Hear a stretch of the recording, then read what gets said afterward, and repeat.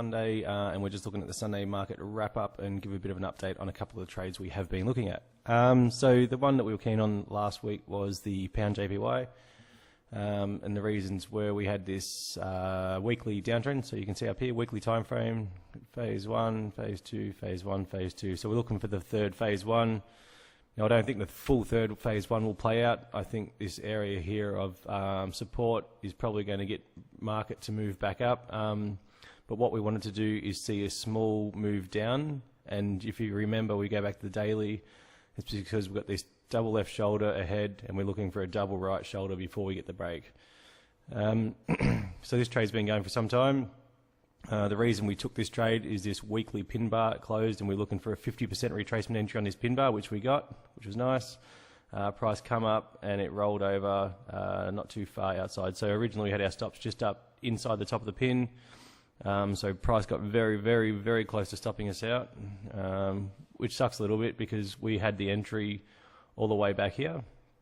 So the first week it went and it got into profit, and the second and third week it spent basically not in profit at all until about the Thursday, Friday of the third week, which is stressful as a trader because you're sitting there and you're holding a trade and you're 3 weeks in and there's not much you can do, as you know. If you've been doing it a while with an open trade, the worst thing you can do is keep looking at it, and 3 weeks in and you've still got nowhere. But luckily for us, as we said last Sunday morning, the market opened on the weekly chart. It was a gap down, and we thought that was significant price action to support our our short trade. And it all went all the way back up, and then it come down and it closed quite bearish. So I was pretty happy with that. And this week, it's Tuesday morning at the moment, so prices come up and it's starting to get bearish already. So it's looking pretty good. This is about a 5-to-1 trade, which is not too bad. I'll take about a minimum 3.5 to 1. I'm a lot more comfortable up around 6, 7, 8 to 1. Anything above 10 is just exceptional. They're hard to get. But this one at 5 to 1 will take that profit. I would like to get more than 5 to 1, but I think that price is probably going to start turning around this right shoulder, double shoulder here. All right, so one thing I want to show you guys, and I'll be honest, this is where traders really sort of define themselves. And you hear statistics like 90% of traders lose 90% of their account in the first 90 days and things like this. And it is true in a sense, but the guys that do make it, and the guys and girls that do make it, are the ones that can master the thing that I'm just about to describe, and a few other things, and we'll talk about these over the coming weeks and months. But this trade, like I said, this is, and I'll count back, let's look. So this was our weekly pin bar, if you can imagine, up and down and close, and we've got a retracement entry. So have a look at this. We've got entry here, and this is a daily chart. Let's go 1, 2, 3, 4, 5, 6, 7, 8, 9, 10, 11, 12, 13. We spent 13 weekdays, so this doesn't include weekends. So we're talking about just over 2.5 weeks. And this trade just went straight sideways, and it gets very frustrating. And I've been doing it for some time, and I'm still very frustrated with it. And inside that 13 days, it went all the way up here. It nearly took us out a couple of times, and it went down and made profit a couple of times, and it comes back, and it's just going sideways. And just every day you wake up not knowing what's going to happen, anticipating a push to the downside because it was weekly short price action. But 13 weekdays of just watching that trade flicker around is fairly annoying sometimes. So on the 14th day, it's gone down and it's put in a reasonable engulfing bar. And then that gap down, for me, confirmed that it was going to go short. It was just a matter of when.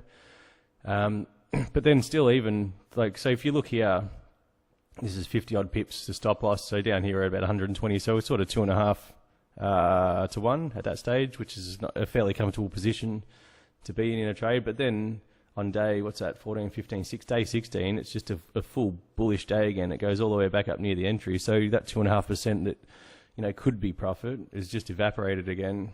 And then the day after, day 16, it essentially does nothing. It's not much price action there at all. Day 17, big push down, which you wake up and you feel fantastic. We're looking at nearly 4 to 1 here on the close this day. And this is where it is the most difficult because you're at 4 to 1-ish, say 3.5, 4 to 1, and you are in a position to basically right-click your mouse and close that trade and take profits at 4 to 1. So over the years, I've done quite a bit of that, and I've found that over more, like say over 20 plus trades, that mindset doesn't pay off, because if you keep on closing them at 3 to 1, 4 to 1, you'll miss the ones that come along and could roll on to 20 to 1, because you guys, and I've done analysis and you guys would have done analysis, and you would have anticipated big moves in the market with tight stop losses.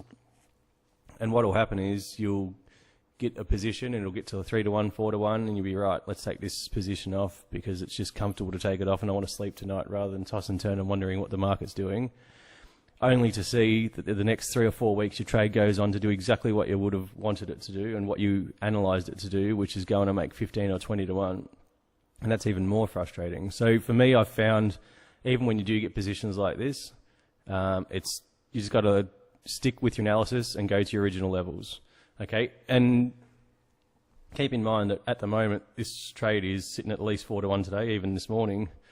It could still go up and stop me out.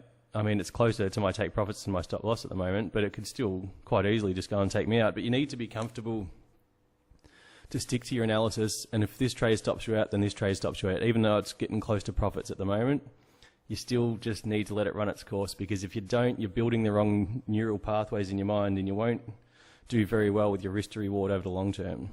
I'm not sure if this makes sense, but you have to practice this for years and years. And just, you can run through the numbers on, get a pen and get a bit of paper and write it all down. And just, if you run through the numbers, what I'm talking about will play out in a long-term strategy a lot better off in terms of cash in your pocket at the end of the day. So I hope that makes a bit of sense. So I'm just going to keep watching this one, guys. So this trade is, I think it's about 21 days in or something. So I only count weekdays. So 21 days is the start of the 5th week. So we're 5 weeks into a trade here. And that in itself can be a bit annoying, because it'd be nice to put on a trade and 3 hours later I've made $10,000. That'd be great, but it's just not a reality. So, I mean, it does happen from time to time, but if you want to make reasonable, consistent money in this market, you need to be in a position where you can control your mind. You need patience and focus and discipline, and you need to get into these trades and hold them. So this is 21 days. Now it might go down and take profit on the 22nd day. It might all go all the way back up here through my entry and stop me out. So I could be in the trade for 5 or 6 weeks and then still get stopped out. So you take all that heat, all that pressure, all the emotion that goes with that trade, and then still lose at the end of the day. And that's what the frustrating thing about trading can be, and that's why a lot of people can't make it, because a lot of people can master the technical analysis and the fundamental analysis, but they can't master their own emotions, and that's sort of where I'm heading with this conversation overall. You need to really drill down inside yourself and work out how you can control yourself in that regard. All right, it's enough of me harping on about that. I just want to skip across to US SECI, which we looked at the other week. It essentially, this is a weekly chart. We were anticipating price to come back up here to the 50% retrace and then roll over. So price rolled over, but it rolled over early. So if you had your entry up here, you would have missed the trade anyway. So that is a non-event. And US CAD, my favorite chart at the moment. Now, what I would have liked to have seen, so this is a weekly chart, would have liked to have seen price come last week down into these levels. I really wanted to see some price action here, but instead it shot up. I'm anticipating a rollover, so we look at the daily at the moment. It's basically got 2 big pushes up. So this is Wednesday, Thursday, Friday last week. So Wednesday, Thursday were a big push up. You got, what's this? Friday is a doji. Monday is a pin bar. And in my opinion, that's price action for short. We do a small trend line through this sort of area. I'm thinking that this is probably a short-term daily downtrend resistance area. I want price to roll over and push back down to these areas, which will push price back into here. This is the significant weekly and monthly support area. I would like to see price action here and then get long.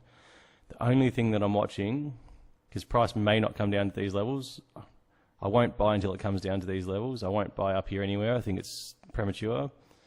But the only reason at the moment on a smaller time frame on daily that I can see it maybe not getting all the way into these levels is this daily chart. So basically we've got this downtrend. So we've got the break, weekly, got this break.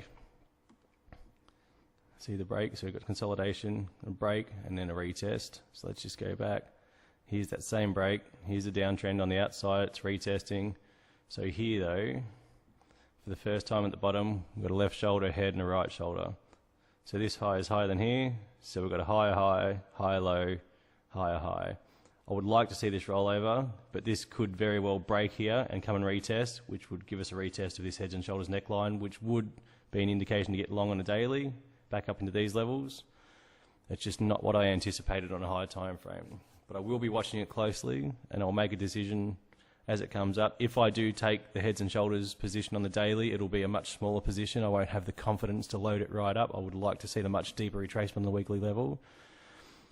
Again, this is where it comes down to the emotion. I would like to see it come all the way into here, but if price action tells me on the daily there's an opportunity here, I'll get in at much lower dollar values just because I don't want to miss that trade.